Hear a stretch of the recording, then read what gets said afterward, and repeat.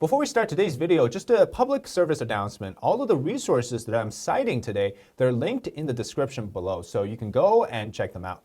Now, this episode all started because of garlic. And this man, he has a peeled garlic business in the United States. He went on to find out that he wasn't able to compete against Chinese peeled garlic. Now, in a 2018 documentary called Rotten, produced by Netflix, they accused garlic from Gilroy's Christopher Ranch of undercutting the prices of American garlic and sourcing from China. So that was the main plot point of this particular documentary episode, but it's not the main point of this video. Now, Gilroy actually denied the allegations, and that's a whole different thing.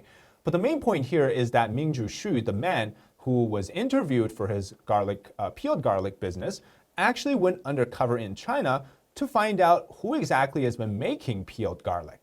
And he found that inside Chinese prisons, inmates were peeling garlics, 20 kilos a day. And many peeled so much that their nails fell off.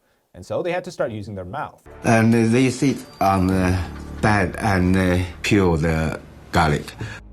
They peel around 14, 15, 16 hours.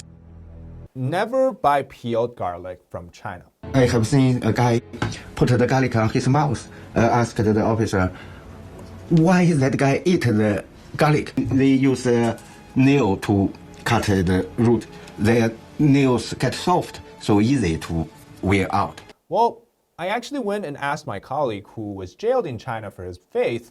He says that all prisons and even detention centers in China do free labor.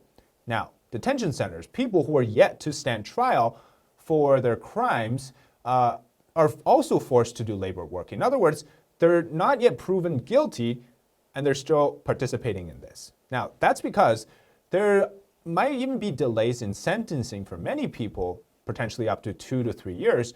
And so in some cases, they start this prison labor work way before they were even proven to be a criminal. So that means in the meantime, they are free labor in China. This actually happens to people who are belonging to a faith group or are critics of the government. There's different ways to deal with these people. Now, first of all, there is a huge difference of inmate labor between the US prisons and the Chinese ones. Now, penal labor in the US uses incarcerated individuals, proven criminals, serving time for their crimes. Now, the type of work is also different. State-owned businesses in the United States employ about 6.5% of the incarcerated workers, and then less than 1% of workers are actually assigned to private companies, which of course generally offer relatively higher pay, still subject to wage deductions. And this is all data from a 2022 ACLU report. And in China, almost all prisons and detention centers work on exported goods to the United States and other countries, things like decorations for Christmas or Halloween, simple, cheap, made in China products. More than 80% in the incarcerated laborers of the United States, what they do is general prison work, including but not limited to things like cooking, cleaning, repair, laundry, etc., right? For anything that's a paid non-industry work, so they would do something like an average of 13 cents to about 52 cents an hour in terms of pay outside of those work categories. And this, again, is from ACLU. The US prison system, of course, is very flawed. There's a lot of arguments to be made, criticisms, but China's is just far worse. Now, in China, incarcerated individuals, of course, they're doing labor, but there's also a massive population of people who are jailed and actually sentenced for their faith, such as Falun Gong practitioners, Tibetans, Christians, Buddhists, and Uyghurs. There's even concentration camps set up in Xinjiang where they basically have people do this type of stuff. Why? Because they're Uyghurs. This is all across China too. There's also political prisoners, ones who were critical of the CCP, outspoken, maybe participated in some type of protests, or even foreigners, such as the case of the Christmas cards with a plea letter hidden inside of it.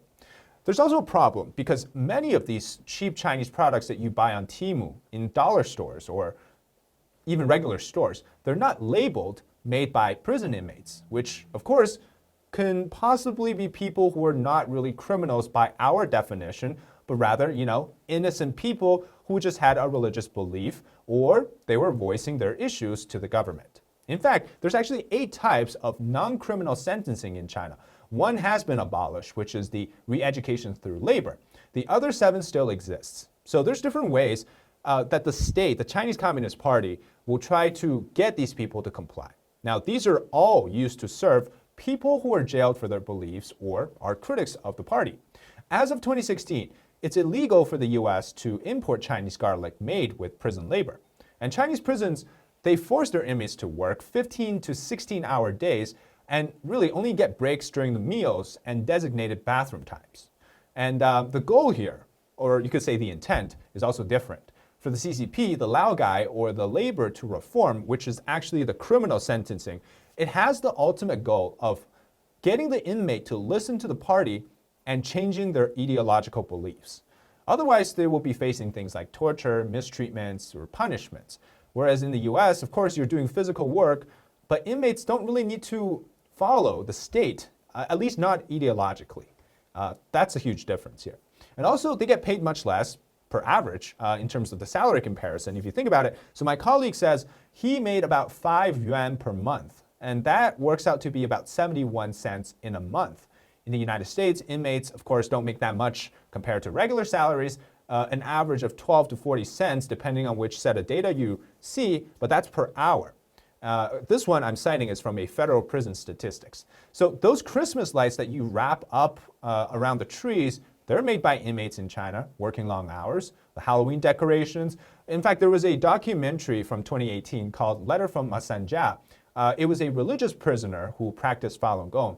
He worked on Halloween tomb decorations, and he hid a letter inside of one of these decorations, which ended up in the United States.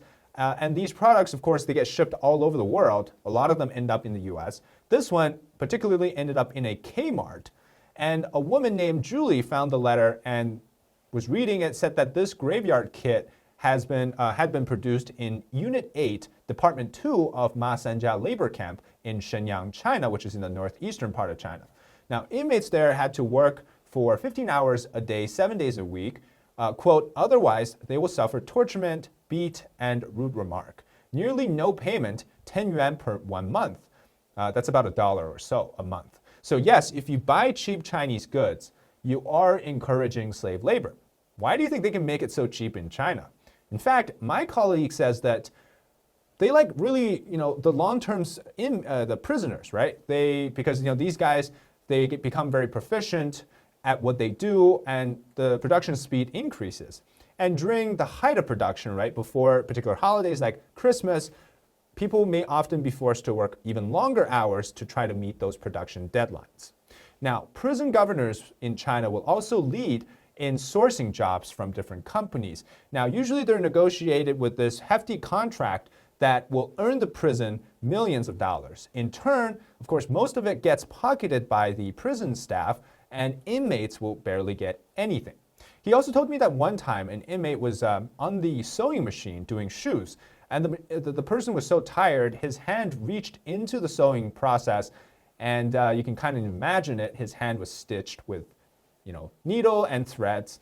And the guard on duty just said, you just need to take another needle, take out the thread, and put some Band-Aids on it and continue to work. Pretty crazy. Now, maybe Senator Rick Scott of Florida's warning of Chinese garlic isn't so crazy after all. Let me know your thoughts in the comments. What do you think about this? I know I did a short video and everybody was kind of comparing how the US prison system works to that of China. So love to hear your thoughts in the comments. Subscribe to our channel, like this video if you enjoyed it, and until next time, bye-bye.